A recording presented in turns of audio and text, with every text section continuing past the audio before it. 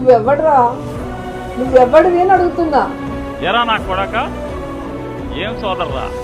పవన్ కళ్యాణ్ అనేవాడు. అయ్యా పీకే, నువ్వు ఏమీ పీకలేవు.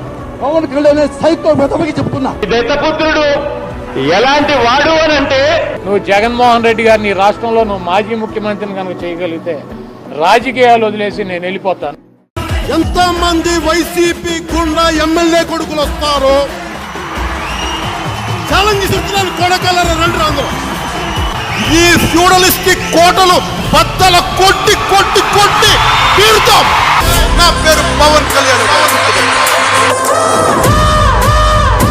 వైసీపీని అధపాతాళానికి తొక్కేశాడు.